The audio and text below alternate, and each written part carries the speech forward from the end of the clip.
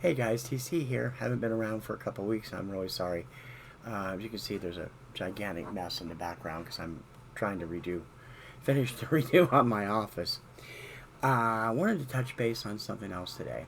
I'm gonna put my glasses on because I don't like having them on right now because they give an awful glare in the way I got things set up. But I want to talk about something that's been bothering me, and I talked about it at the end of the year. I still haven't gotten around to doing it. I want to show you something. This is Joel Whitburn's top pop singles, 1955 to 2018. This is the most recent update of this particular book. It is chock full of information in every song that hit the Billboard Hot 100 or bubbling under the Hot 100 chart from 1955 to 2018. This is a great value to me. I've spent a lot of money over the years on the Whitburn books. Still have 3 or 4 to get. But I really love having those. There was a time when the Billboard charts meant something. Now they don't. Quite honestly, they haven't meant anything since the mid-2000s when they restructured everything to include everything, sales, views, streaming, and everything else. You look at the Hot 100 today and it's not even recognizable. I mean, songs still do well, but they don't do as well as they used to. Airplay charts are more accurate for radio play. You got sales charts too, but the Hot 100, which has been the Bible of the music industry for many, many years, ceased being effective around 2006 or so. And that breaks my heart. I'm a chart fanatic. I kept my own chart for over 15 years, and then I've tried to do it several times since then to get it caught up, which I'm actually going to do again eventually. I'm going to start talking about my own Kirkham Report charts eventually on the show. But charts were a very big part of my life. From the time I discovered American Top 40 when I was about 7. It's a big thing to hit the #1 spot on the Hot 100. It's a big thing to hit the #1 spot on the Billboard 200, the album chart. But beyond that, does it really make a difference anymore? I mean, you look at the charts these days, and it's kind of an amalgam of stuff that you look at the sales chart, half the songs on the Hot 100 aren't there. You look at the airplay chart, half the songs on the Hot 100 aren't there. It's strictly streaming, YouTube playing, and it's made a joke out of the charts. There was a time when I would defend Billboard's charts to the very end. Now, not so much, because I think it all started really badly around the time Glee was on the air. They were counting, no longer do they count singles, they just count individual tracks. So every single track from every single Glee album made the Hot 100 at some point or another. None of them got that high, but they ended up wrecking a ton of classic records that were held by the Beatles, by Elvis Presley, a number of other ones. And another thing came up over Christmas with Mariah Carey sitting at the top of the Hot 100 and all these Christmas songs in the top 100 when they're not really there. They should be on the Christmas chart. They used to have a Christmas chart for that stuff. I don't know. I don't know how it came to be. I mean, it started with SoundScan, which was 1992, I believe, when they put SoundScan into effect, which was an automatic tracer system instead of the reporting system where the radio stations and record stores would manually report stuff. And it's gone downhill ever since. It doesn't help that radio itself is a joke compared to what it was when I was growing up. When I was a kid, I would listen to radio all the time. I mean, I wanted to hear my favorite songs. I wanted to hear my favorite DJs. I wanted to hear my weekly shows like American Top 40, Dr. Demento, The Great American Radio Show, and a few other ones, Robert W. Morgan's Special of the Week. This is why I collect radio transcriptions, because I love those shows. you try to find something to listen to on the radio now. Here's a story. I was driving home from work in an Uber last summer. I had worked on Saturday, so it was the middle of Saturday afternoon. And my Uber driver wasn't content with what was playing. He kept changing the radio station. That's their right. I don't have a problem with that. I think that's pretty cool, actually. As long as they don't play something I'm really not interested in. I could care less about NPR or sports talk. Music is fine, whatever. Classical, country, R&B. I like it all. But on this particular day, I don't know, last year, 2019, I'm sorry, not last year, not last year at all, 2019, we're playing, and Maren Morris came on, Zed, Maren Morris, and the other guy that did the middle came on, and we listened to it. Something else came on, and he changed the channel. Within 2 minutes, Zed, Maren Morris, the other guy, the middle, started playing again. So he changed the channel again. Now, we're in the Boston market. There's a lot of different, channels. Changed it again.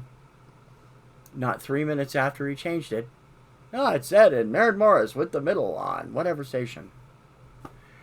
They play the same shit over and over again on every station.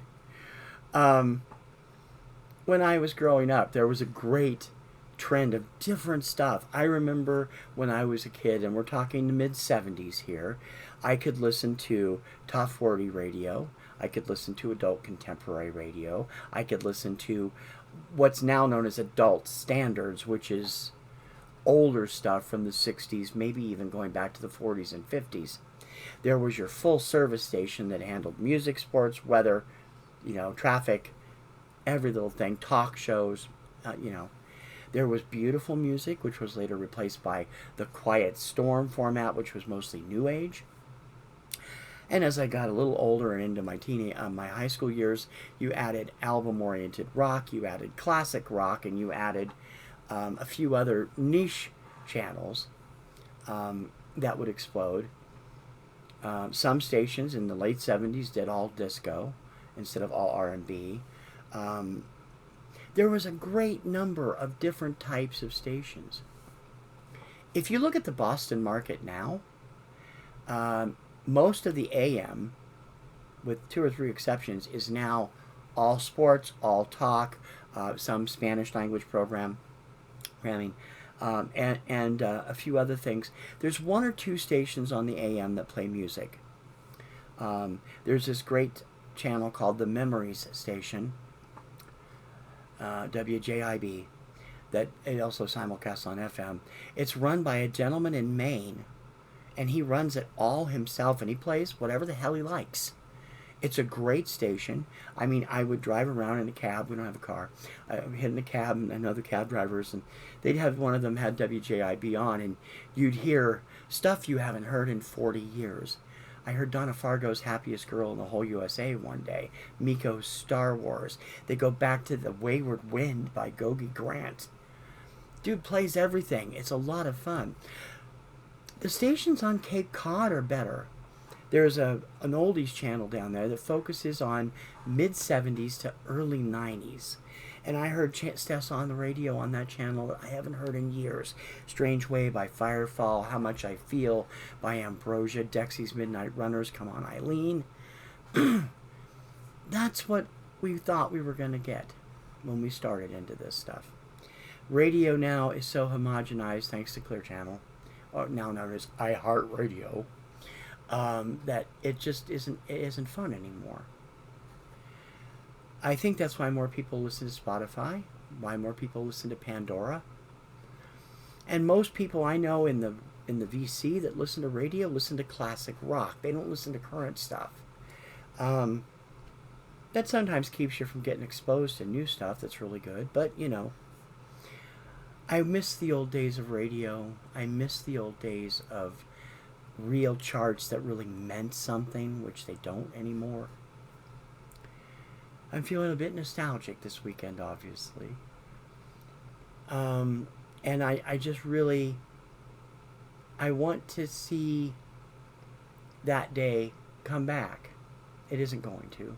the box is no offense, Pandora's box is now open, thanks to Pandora and everything else.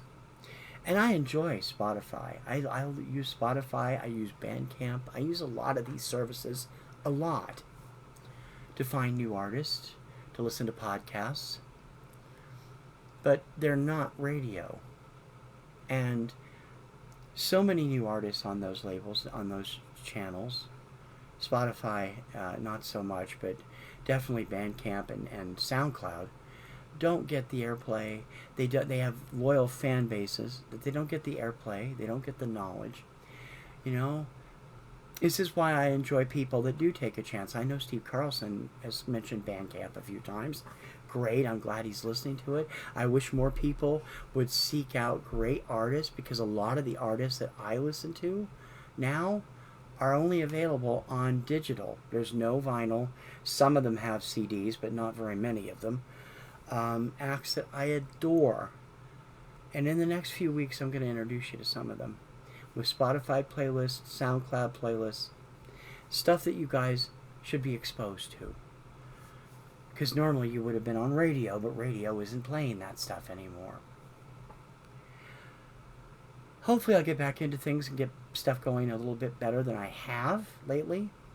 And I hope you like this new setup. This is the new webcam with the blue, this cool blue soft, what was it, snowball microphone. I hope it's working well. Don't forget to like and subscribe to my channel. Hit that thumbs up for me. Leave a comment. I love talking to people, and I love hearing from people. You can also email me. My email address is in my show notes. And I hope that you will weigh in on this topic. What do you think of radio today? Do you still listen? And what's wrong with it if you don't? Why did you abandon it? I know I'm not the only one that feels this way. And if you listen to stuff online, let me know. Let me know where you're listening to.